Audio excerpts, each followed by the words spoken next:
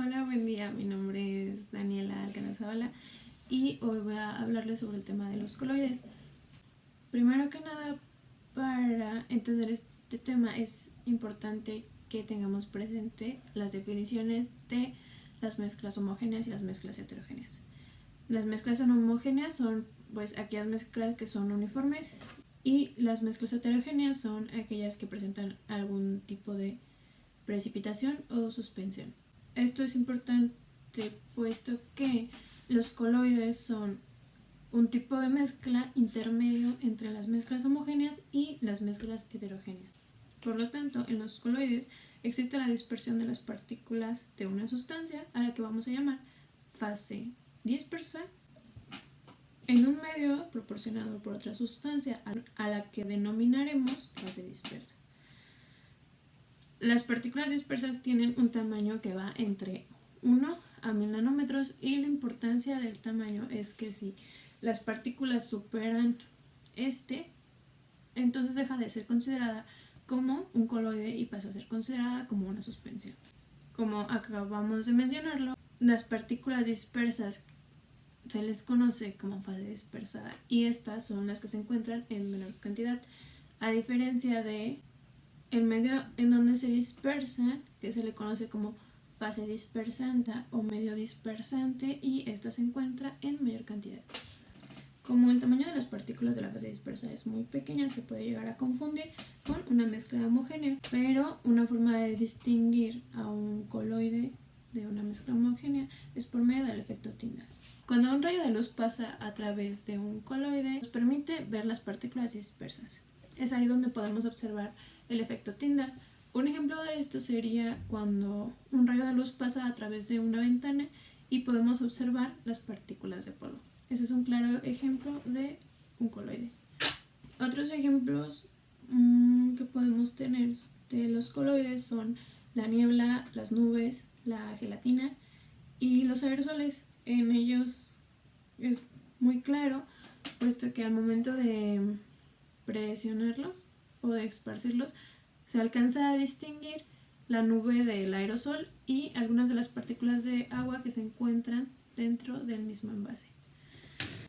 Dentro de los coloides más importantes están los que se encuentran en un medio líquido, es decir, donde el medio dispersor es el agua. Estos se dividen en coloides hidrofílicos y coloides hidrofóbicos o hidrófobos. Los coloides hidrofílicos son disoluciones que contienen partículas muy grandes y que tienen afinidad con el medio dispersante.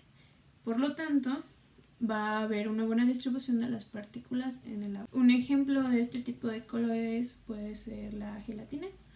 Los coloides hidrofóbicos son donde las partículas rechazan al agua y debido a su poca afinidad hará que las partículas se separen y formen conglomerados. Continuando con sistemas dispersos, ya vimos las disoluciones coloidales. Ahora vamos a continuar con las características o las propiedades cinéticas, ópticas y eléctricas. Empezando por las propiedades cinéticas, vamos a ver lo que es movimiento browniano, lo que son también disoluciones, osmosis y sedimentación. Las propiedades cinéticas son llamadas hacia los movimientos de las partículas de un coloide. El movimiento browniano es el movimiento que tienen las partículas de un coloide. Normalmente este movimiento es al azar y en forma de zigzag. También tiene una velocidad determinada, que eso va a ser en parte la difusión, que es el siguiente punto de las propiedades cinéticas. También cabe recalcar que este movimiento browniano se da también por el choque de las moléculas y se van en distintas direcciones. Ahora el siguiente punto es la difusión, que es una de las propiedades llamadas de transporte. Es un proceso físico irreversible en el cual las moléculas se introducen a un medio o a un fluido en donde estaba ausente. Es decir, que las partículas no se movían, no había ningún movimiento o ningún intercambio de materia. De alguna forma más resumida, esto puede ser cuando un sistema está en totalmente calma, un sistema, un mundo o en este caso, por ejemplo, mi cuerpo está en totalmente calma. La difusión puede ser cuando entran estas partículas e inician un movimiento o una interacción con mi sistema. También puede ser que las partículas de mi sistema estén en totalmente calma y de repente empiezan a moverse o de repente empiezan a difundirse a través de todo el demás sistema. Puede que estén apartadas en un lugar totalmente en calma y de repente ya puedan andar en cualquier parte de mi sistema. Ahora la sedimentación. Esto se da gracias a la fuerza de gravedad, en el cual nosotros podemos tener partículas un poquito más aglomeradas o juntadas en un punto de nuestro fluido. Quiere decir que está concentrada en mayor parte en un lado o en otro no. Como algún ejemplo puede ser cuando hacemos algún chocomil o alguna bebida preparada con azúcar, agua y azúcar.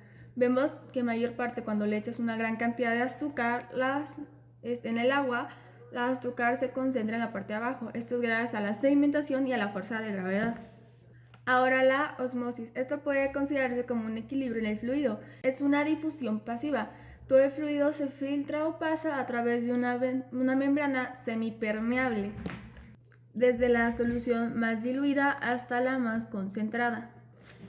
Y ahora en las propiedades ópticas de los sistemas dispersos está, por ejemplo, el efecto Tyndall. El efecto Tyndall principalmente en los coloides, en un sistema, goza de reflejar propiedades ópticas en los sistemas.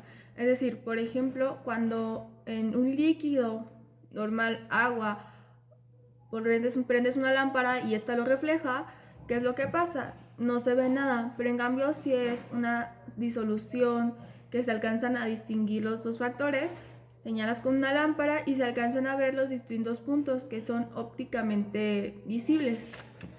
Y ese trayecto óptico es visible gracias a las partículas coloidales. Este rayo de luz que puede atravesar este fluido y se alcanzan a distinguir las fases es gracias a estas partículas. Ahora la turbidez, ¿qué es? Hacia dónde se mueve un fluido.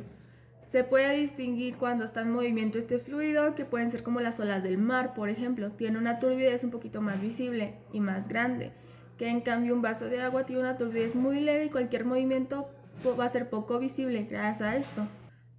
Y ahora vamos con las propiedades eléctricas de los sistemas dispersos. Vamos a ver el origen de la carga en las soluciones dispersas, la solvatación, la monocapa, la capa difusa y el efecto de la carga en la estabilidad de un sistema.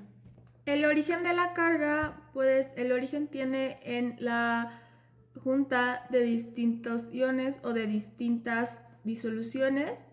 Es decir, puedes juntar distintos fluidos y esto va a dar el origen de la carga eléctrica. Puede que cada uno tenga una carga distinta y al momento de juntarlos da un origen a una nueva carga que va a ser la que va a tener como característica este fluido. La solvatación es la unión de los fluidos en la superficie. Es decir, sobre la superficie de las partículas, la unión de estos es la solvatación. Es decir, dos fluidos totalmente distintos se unen en una superficie. Estas partículas al unirse dan origen a la solvatación. La capa monomolecular. ¿Qué quiere decir? Están las distintas capas del fluido. La monomolecular es la primera capa en donde es la mayor concentración de partículas. A partir de ahí entran las capas difusas, que es que se van quitando las concentraciones de estos.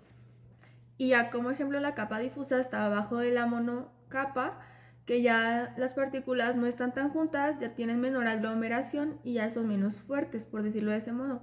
Y ya van a encontrarse las partículas un poquito más dispersas. Y también está el punto de neutralidad, que quiere decir que aquí la carga de las partículas ya no se siente, ya no tienen un mayor movimiento, ni ya no se ven de una manera más aglomerada, por decirlo así, ni tampoco dispersa. Puede decir que ya hay casi nada o nada de partículas, por lo tanto hay una menor carga. Y ya como conclusión, en esto de las propiedades de los sistemas dispersos, cada una va de la mano. Como propiedades, vimos las propiedades cinéticas, el movimiento browniano, que de ahí se suelta lo que es la osmosis, la sedimentación y la difusión, que es el movimiento de las partículas. ¿Qué es lo que causa el movimiento de las partículas? Una carga eléctrica, que es en donde entran nuestras propiedades eléctricas en este sistema. También están las propiedades ópticas. Cuando tiene un movimiento browniano, una difusión, una sedimentación, estos movimientos son visibles gracias a estas propiedades ópticas. Como puse el ejemplo de la lámpara, por ejemplo, si yo a mi líquido que estoy constantemente batiéndolo, las partículas se van a estar moviendo, esto es un movimiento browniano. Si señalo con la lámpara, voy a ver este movimiento de estas partículas que aún no están totalmente diluidas en nuestra solución. Y este movimiento que va a ser una carga eléctrica en nuestro sistema disperso. Hola, buenos días, mi nombre es Omar Barriga y en este tema hablaremos lo que es la emulsión. La emulsión se compone de tres partes: la palabra o el prefijo ex, que significa hacia afuera; mulsus, significa del verbo ordenar; y sion, que es el sufijo, que significa acción o efectos. Entonces, la palabra emulsión significa la unión de dos o más líquidos inmiscibles. En este caso puede ser a base de aceite o a base de agua, pero estos no se pueden unir porque ya sabemos que ninguno, bueno, más bien el aceite es más denso que el agua. Entonces, un ejemplo más conocido son las vinagretas que tenemos en nuestras casas. La fase acuosa, que sería el agua, y la fase oleosa, que sería nuestro aceite. Pero ahora, tenemos un problema común al usar estas vinagretas: es el momento de vaciarlas, se va a la parte oleosa, que sería entonces el aceite. Pero ¿cómo hacemos para que se junten las dos partes? Muy fácil, se tiene que hacer una emulsión. Esta emulsión no es estable, porque en este caso, al agitar estas dos partes, se va a generar una botella con estas características, que será la fase oleosa y la fase acuosa. Pero estas dos son inestables, ya que después de tiempo estas se vuelven a disipar o separar y vuelven a juntar, lo mismo ejemplo que era al principio. Pero ahora, un emulsionante o algunos de los muchos emulsionantes naturales puede ser la yema de huevo, la mostaza y la lecitina de soya. Pero ahora, los emulsionantes que, son agregados o puede decir que son fabricados en las empresas, son algo similares a estos. Esta parte es una propiedad hidrofílica, ya que es afín al agua, que sería esta parte, y una parte lipofílica, que sería afín al aceite. A estas partes es para que nuestras dos sustancias o nuestras dos líquidos se puedan unir para hacer una misma, algo así. Entonces, para hacer estas dos, un ejemplo muy claro de estas sería el bloqueador solar. Por ejemplo, en el bloqueador solar tenemos lo que son dos fases: una fase que es continua y otra fase que es dispersa. La fase continua es la del aceite. ¿Por qué? Porque es la fase que predomina la otra, y la fase dispersa, que sería el agua, es la fase minoritaria que tiene dentro. Esto quiere decir que es en poca cantidad.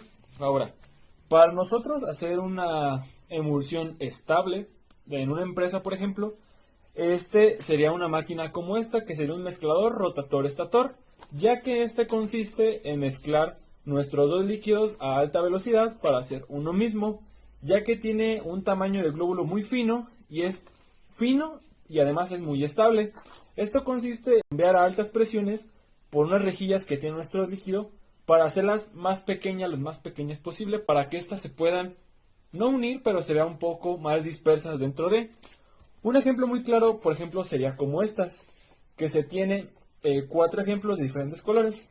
Ya que se tienen estos colores, se le mete en nuestro mezclador rotator-estator, y por estos filtros que están muy pequeños por aquí, es la parte que va a entrar nuestros líquidos para hacerlos bombear por esa parte, para que salgan en cantidades pequeñas para unos glóbulos muy finos, casi finos. Entonces, se bombean nuestras partes, ya que termina de un proceso de esto, donde su resultado son unas mezclas, por decirlo así, de nuestra emulsión. Nuestras emulsiones pueden ser de este tipo, ya que se ven muy finas, prácticamente son una mezcla muy uniforme de lo que era antes nuestra fase acuosa y nuestra fase oleosa. Ya quedan como un resultante. Pero a esto, algunos ejemplos de nuestras emulsiones pueden ser la leche, que es la emulsión de agua y de grasas; la mayonesa, que es una emulsión de agua y de aceite; y la mantequilla, que es una emulsión de leche y aceite. Pero estas también tienen las propiedades de las emulsiones. Aparece un poco nublado o turbio o blanco, ya que esto se debe a que la luz no se alcanza a dispersar fuera de las interfaces de estos componentes, ya que es debido a la mezcla. Como por ejemplo en este ejemplo de nuestro antes visto, se dispersa un color blanco, ya que las interfaces de la luz no llegan totalmente y no las puede transmitir durante la mezcla, ya que aparece el color mismo blanco que tenemos aquí como ejemplo. Y en conclusión, podemos concluir que la emulsión es la unión de dos o más líquidos homogéneos, que estos son invisibles, y uno puede ser en aceite tanto como el agua, para poder hacer una misma solución, donde los dos líquidos o soluciones se hagan uno mismo de ellos mismos. Gracias. Muy buenas tardes, mi nombre es José David Magallón Amezcua y vengo a presentarles el tema de geles. Recordamos que los geles son sustancias líquidas y sólidas al mismo tiempo, ya que tienen una consistencia de esa manera. Esta se divide en dos, una fase dispersa y una fase continua. La fase dispersa pues es la fase líquida y la continua pues la sólida. Tenemos algunas características y una de las más importantes es de que los geles por lo general tienen una densidad muy baja como la de los líquidos, pero estos geles tienen una apariencia física más similar a los sólidos. Otra característica de algunos geles es de que al momento de aplicar en cierta fuerza a ellos, digámoslo así, agitarlos, hay algunos que se vuelven líquidos. Esto hace que pues las moléculas entre sí interaccionen más y se genere pues lo líquido. Al momento de que se deja de hacer este movimiento, se deja en reposo, vuelve a su estado original que sería al gel. A esto se le hace llamar como tixotropía. Tenemos otra característica muy similar, pero esta es aplicándole calor a un gel de ser pues sólido, apariencia sólida, se vuelve líquido y al momento de que pues ya no tiene ese calor, vuelve a su temperatura normal, igualmente vuelve a su estado normal, que sería el gel. Un ejemplo muy fácil es con el caldo de res. Ustedes van a decir, ¿por qué el res? Pues contiene muchas proteínas, muchos aminoácidos, los cuales al momento de que sus moléculas estén, digámoslo así, ellas están dobladas, están unidas y al momento de aplicarles un calor, estas se desdoblan y pues hace que se vuelva líquido, ¿verdad? Pero al momento de que este se vuelva a enfriar, pues se van a intentar reacomodar como estaban en un principio, pero pues recordemos que pues no siempre van a ese 100% de recuperación. También tenemos algunos tipos de geles. Por ejemplo, tenemos los hidrogeles. Estos son por lo general pues acuosos y pueden, pueden absorber gran cantidad de agua y principalmente son usados en el área de la salud, ya que pues son muy buenos en tejidos, o sea, lo usan pues como tejido. También tenemos los organogeles, que pues son muy similares a los hidrogeles, simplemente que estos, en vez de usarse como tejidos, se usan para sustituir grasas sólidas, por ejemplo, en cremas o en galletas, por ejemplo. Tenemos los cerogeles, estos por lo general se usan para construir electrodomésticos y pues algunos materiales de absorción para la casa o así. Tenemos los geles de aerosoles y estos principalmente se usan como método aislatorio. Ustedes van a decir cómo. Pues sí, principalmente se usa para, por ejemplo, para pegar un vidrio. Ese silicón que se le pone al vidrio, a los borditos, es como medio repelente tanto a temperatura como agua y todo eso. Y pues son una de las principales funciones de estos geles.